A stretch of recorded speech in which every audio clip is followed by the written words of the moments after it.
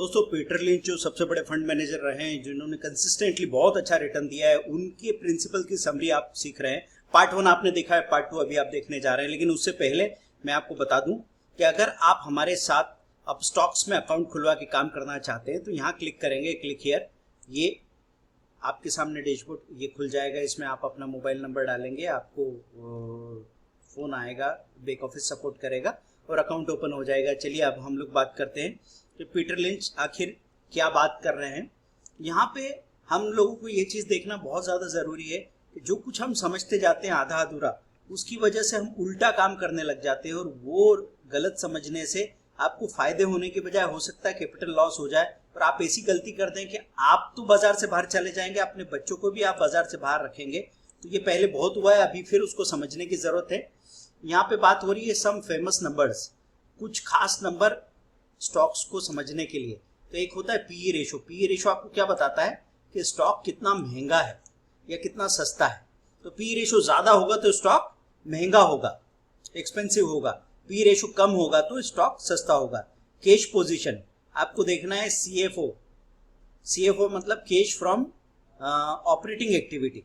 देखिए 3 तरीके से कंपनी को पैसा मिलता है। एक तो ऑपरेटिंग एक्टिविटी से, फाइनेंसिंग एक्टिविटी से और इन्वेस्टिंग एक्टिविटी से। तो ऑपरेटिंग एक्टिविटी मतलब जो बिजनेस अभी वो कर रहे हैं उससे अगर पैसा बन रहा है तो उस बिजनेस में आप बहुत ज़्यादा भरोसा कर सकते हैं। आपको स्क्रीनर.इन में या ट्रेंड लाइन में जब भी स्टॉक का डिटेल देखते हैं वहाँ देखने को मिल जाता है। फिर द डेट फैक्टर, उधारी कितनी है। आपको पता है ना कि उधारी तो कभी किसी कंपनी के लिए अच्छी है ही नहीं।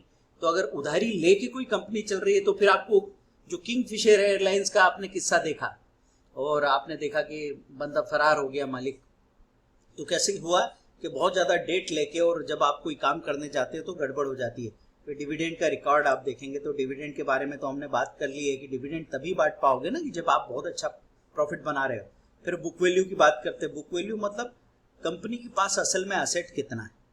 बुक वैल्यू मतलब जो उनके पास कैश रहा है और उसके बाद जो प्रॉफिट आया है रिजर्व, उससे मिल के जो असेट बनी है उसके हिसाब से अगर एक एक शेयर होल्डर में पैसा बांटा जाए तो एक एक को कितना मिलेगा। ये कभी बांटा नहीं जाता, लेकिन आप ये देखना चाहते हो जिस चीज़ का मैं 100 रुपये पे कर रहा हूँ उसकी 50 रुपये बुक वैल्यू है तो ठीक बात है, 70 रुपये बुक वैल्यू है तो अच्छी बात है।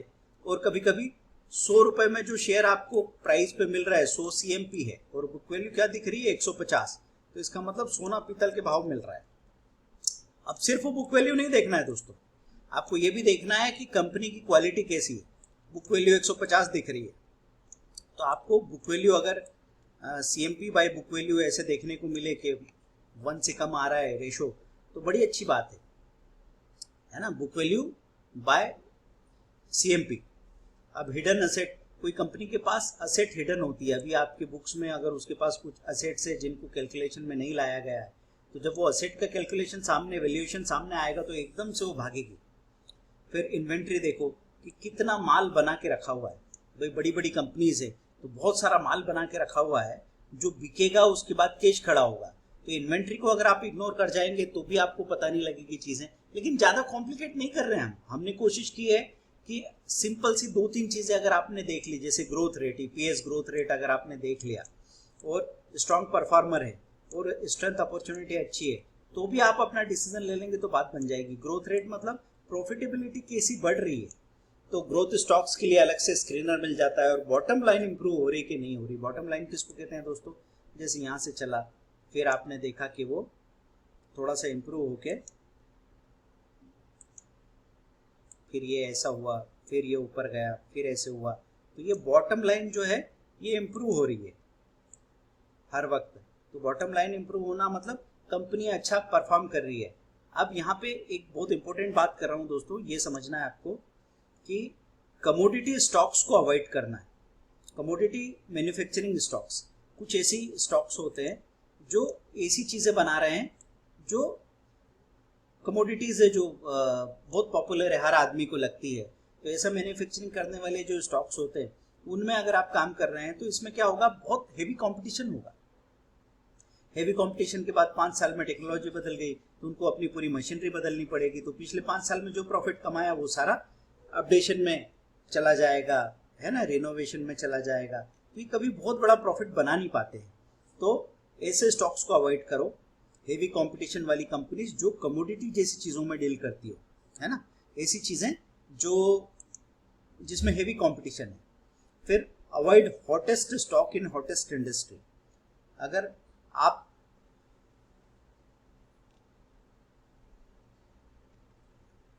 ऐसा कर रहे हैं कि हॉटेस्ट इंडस्ट्री है, उसमें आपने कोई हॉटेस्ट स्टॉक उठा लिया। आप जैसे एग्जांपल देता हूं मैं आपको कि सेमीकंडक्टर, या आपने कंप्यूटर्स के लिए आईटी सॉफ्टवेयर के स्टॉक्स देखे हों, हार्डवेयर के स्टॉक्स देखे हों, तो बात सही है कि आने वाले 5 सालों में ये इंडस्ट्री बढ़ के 10 गुना ज़्यादा डिमांड हो जाएगी। लेकिन जब 10 गुना ज़्यादा डिमांड हो रही किसी बिजनेस की, तो वहाँ पे क्या होगा कि 10 की जगह 100 कंपनीज खुल जाएंगी। तो जब 100 कंपनीज खुल जाएगी, हेवी कंपटीशन होगा, तो वहाँ पे आपको एक कंपनी की प्रॉफिटेबिलिटी पे भरोसा करना मुश्किल हो जाएगा।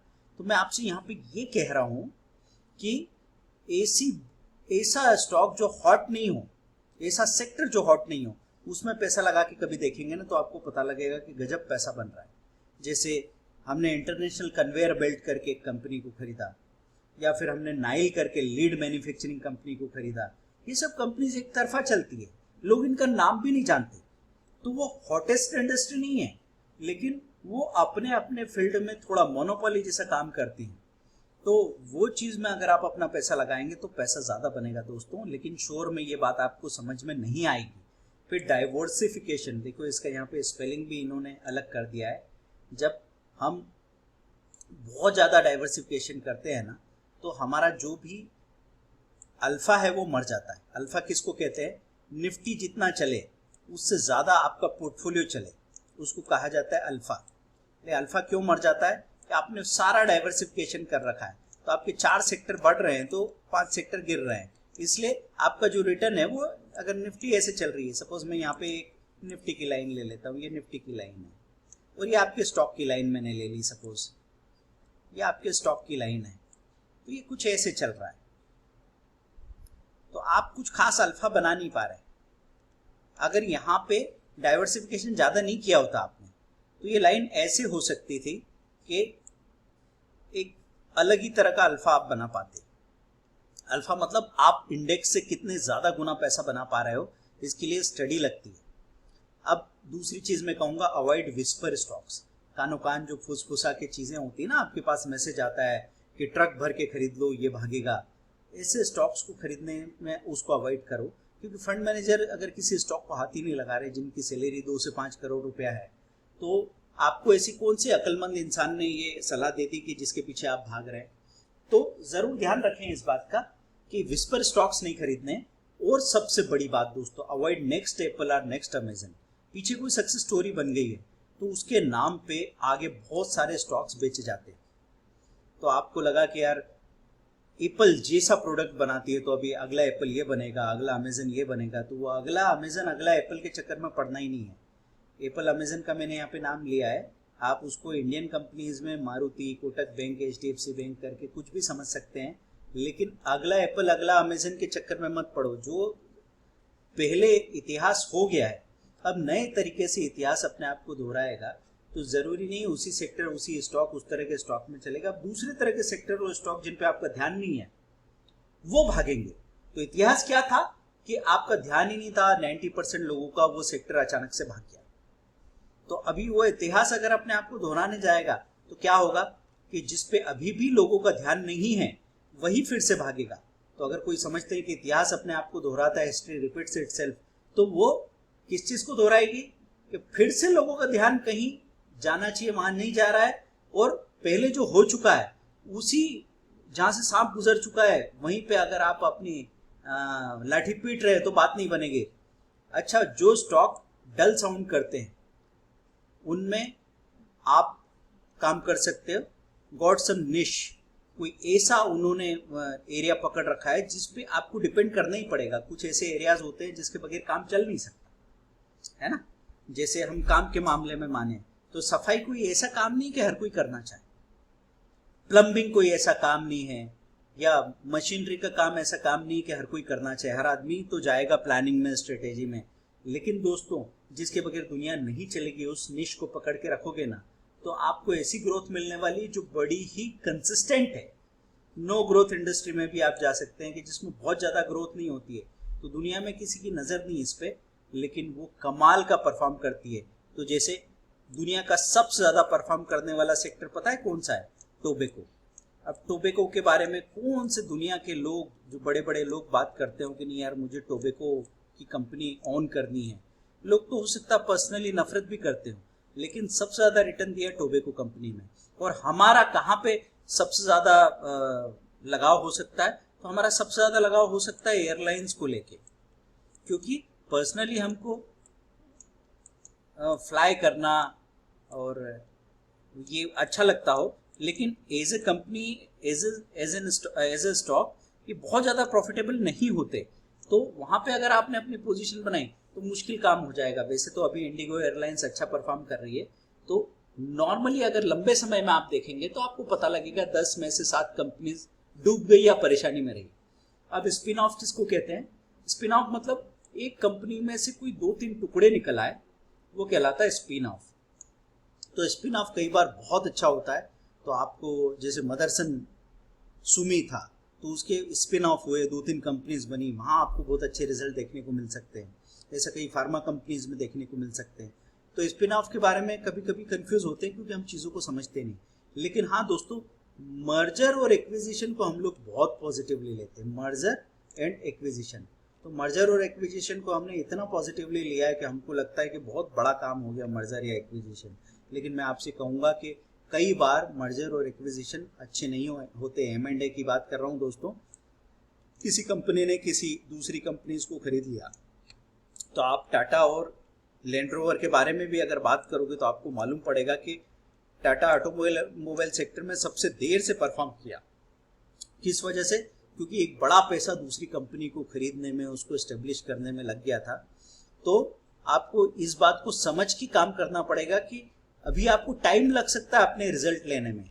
अगर आप ये समझ रहे हैं कि इतनी बड़ी कंपनी खरीद ली है तो अब तो पैसा बरसेगा, तो आपने गलत समझ लिया है और बीच में आपकी सांस फूल जाएगी। तो मैं ये नहीं कह रहा हूँ कि आपने अगर उसमें पोजीशन बना ली थी तो वो बुरा था। आपको पोजीशन बनानी चाहिए थी कि 3-4 साल तो कम से कम इसको अब जो पैसा लगाया है उसको पूरा ठीक ठाक पोजीशन करने में लग जाएगा, रिकवर करने में लग जाएगा, उसके बाद इसमें ग्रोथ आएगी। तो हम टुकड़े टुकड़े में पैसा लगाते जाते हैं और अपना होराइजन बड़ा लंबा रखते हैं, 10 साल का होराइजन रखते हैं, तो डेफिनेटली बहुत अच्छा पैसा बनाया। क्योंकि लोगों ने 300-400 में लिया, फिर उन्होंने 180 में भी लिया और उनको मौका मिला उससे भी कम में लेने का, तो एवरेज बड़ा अच्छा हो गया। तो और अब वही शेयर जब 850-880 दिख रहा है तो कई गुना पैसा बन चुका है। लेकिन दोस्तों, अगर उसकी मानसिक तैयारी नहीं थी तो उल्टा काम हो गया। तो इसलिए मैं आपसे कहूँगा कि मार्केट में पैसा बनाने के लिए देखो, आप दिमागी मेहनत करो तो उसको इजी मनी तो बिल्कुल मत समझना, क्योंकि अगर आपने इसको इजी मनी समझा तो फिर आप बहुत बड़ी गलती कर गए हो। इसके पहले वाले पार्ट में मैंने आपको जो कुछ बताया था उस पर ध्यान दे दें कि यहाँ पे आपको दिख रहा है कि 6 तरह के स्टॉक्स होते हैं: slow grower, fast grower, stalwart, cyclical, turn around और एसेट प्ले। कितने स्टॉक ज़्यादा होते हैं? कुछ भी स्टॉक ज़्यादा नहीं होते हैं अगर आप समझते हैं तो आपको ध्यान रखना है कि अगर सही स्टॉक्स आपने लेके रखें तो काम होगा। लेकिन सारे सेक्टर कवर करने की ज़रूरत नहीं है।